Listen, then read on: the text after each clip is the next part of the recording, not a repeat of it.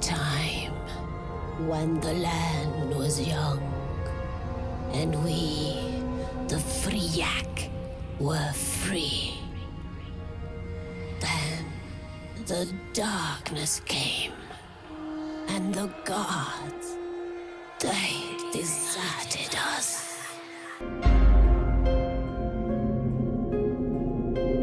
Well, it's a long story really. Myself and my film partner Merlyn we both got a keen interest in ancient history, and so it just kind of flourished in there really. We were sitting in the pub one evening and we're deciding on our next project. We just filmed Room for Rent and put that out, and so we just thought, okay, let's do something very different, and we started just talking about our interest, and we said, let's make a film with a backdrop of Britain 1000 BC, and so it just kind of stemmed from there. I mean, I think about a month later we headed down to Wales. We had no script, no real idea what we were going to do, but we just decided just to start getting some shots and an idea of the landscapes we can work with and everything else, and the rest is kind of steamrolled from there really, Steve Lyons and myself have been making films together for about 8 years. We started off making some short horror films, kind of more like on the supernatural side of horror, more than the kind of like slasher gore side. We both love old classics of horror literature and stuff like that, and comic books, Conan the Barbarian, Evil Dead, a very similar kind of upbringing.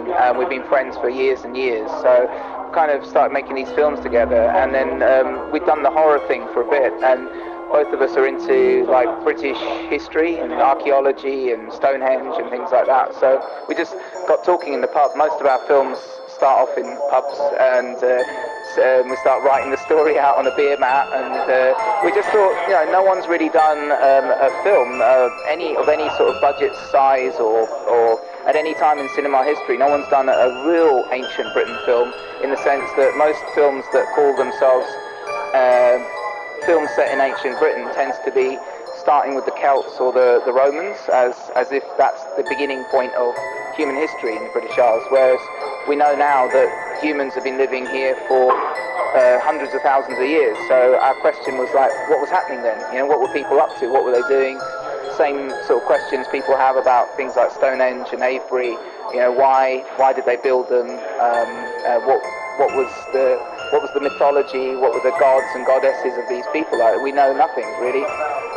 So that was like the basic idea. We wanted to make a film set in that period, and also I'd seen certain locations in Wales since I was a kid, as I'm half Welsh, and I'd always pretended that I was in a film when I was there as a kid, and it was just amazing to go back to these locations and show them to Steve, the director, and he loved them too, and we did some sort of test shoots with just him and myself before we actually set about writing a proper script or involving anyone else.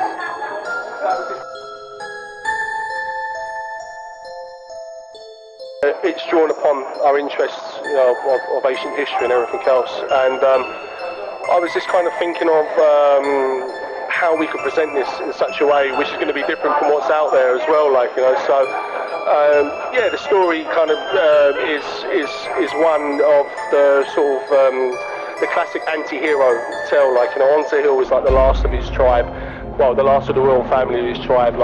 What's happening? The Celts are coming from the continent. They're a warrior kind of tribal people. The Freyak, who are the indigenous tribe which On the Hill belongs to, Merlyn's character. They're more hunter-gatherers, and so they're basically losing land, losing people to these to the Celts, and so the idea is that the Seruta means sunbirth. It's a sunbirth ritual. So in order to be accepted by his people, On the Hill has to undertake this sunbirth ritual, and so it's the classics kind of delving into the darkness kind of thing, and emerging into the light, and that's the basis of the story. On the Hill is an anti-hero, but he emerges as a hero, and he's proven to his people, I can lead you, that kind of thing. So.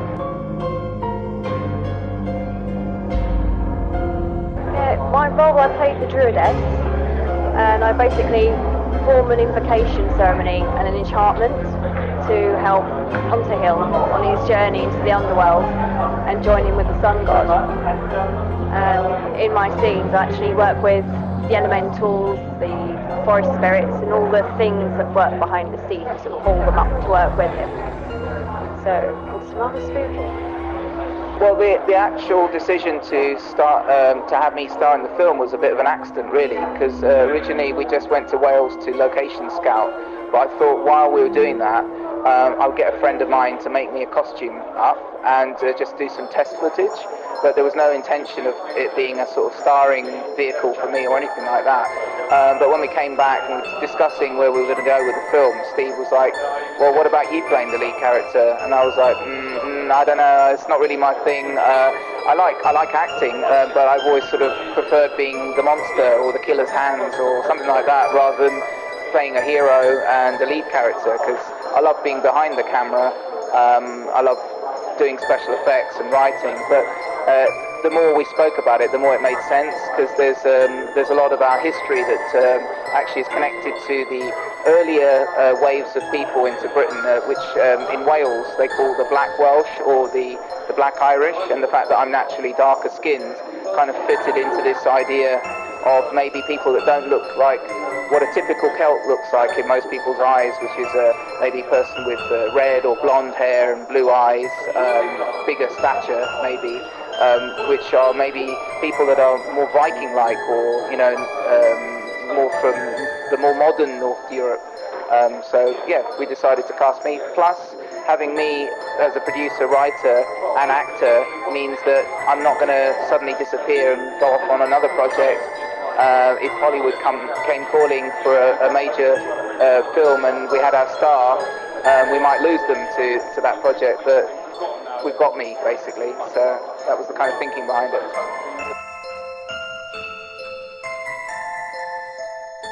Well, I started in theatre. I worked with the South End Shakespeare Company and did quite a few principal parts with those. Then got into modelling, because I had some time, quiet period. And yeah, that side took off, and I've been published an awful lot over the years.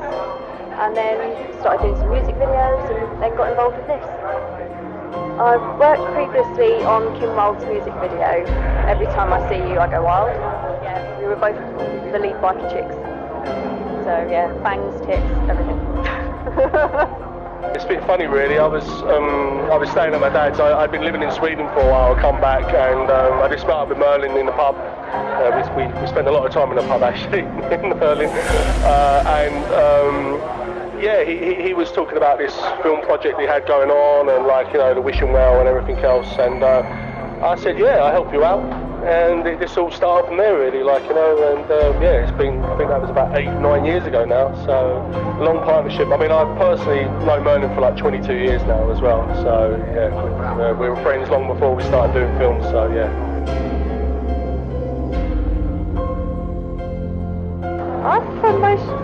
Any genre, but I do love horror.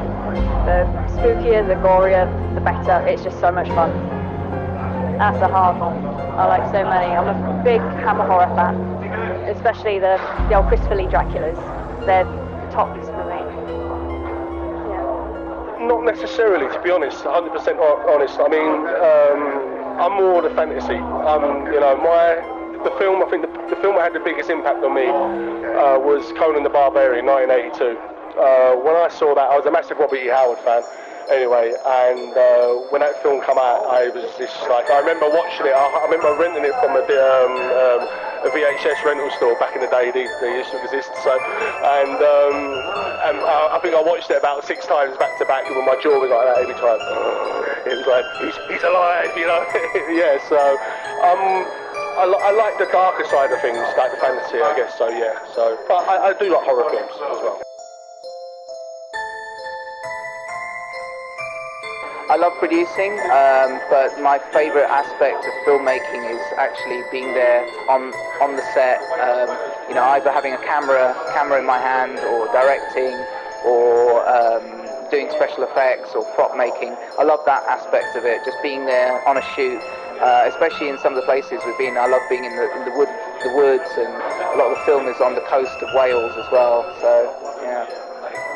So, I mean, producing for me is more of a necessity rather than something that I actually really enjoy itself, but it does give you control over your film. So more photo shoots as always, but I'm hoping to get more film work, maybe some TV work as well. Just branch out more into the acting now that I've got more of a feel for it again. Something where I play a really strong heroine character. Lots of guns, lots of swords. I do actually, I've got a small armoury of my own. Yeah, so I can fence, I can use hand and a half, I can use double-bladed weapons, so one in each hand. I can, yeah, rapiers, you name it. If it's a blade and it's pointy, I can use it.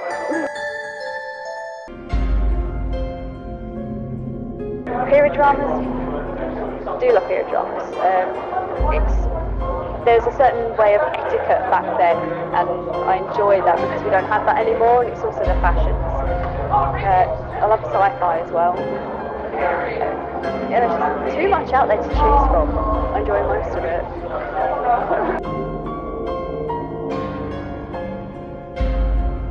Well, to be honest, we are focusing on Seruta at the moment. Like, you know, that's our main element of focus. We have, well, I've begun writing some other ideas for our next production, hopefully, which is going to be set amongst a very different backdrop, like, you know. But the whole idea about Wildwood Productions is that we want to keep our films with a very much British theme. So it's going to be set in the British Isles, and all I can say at this moment is to tell about witchcraft, you know. So yeah. So right now we're going to be preparing to promote the film as heavily as possible to make sure as many people get to see the trailer and get feedback and try to develop our fan base. And with that, we are going to be going on a funding drive to try to get the finishing funds that we need to finish the second part of the film, because essentially we have 45 minutes or half the film already edited, colour graded, the music's all on there. So it's about now showing that to potential investors, be it crowdfunding or individual private investors or whoever, and just showing them that we've got this film and we really believe in it and we think it's something original and interesting, and hopefully get people on board to help us finish the film.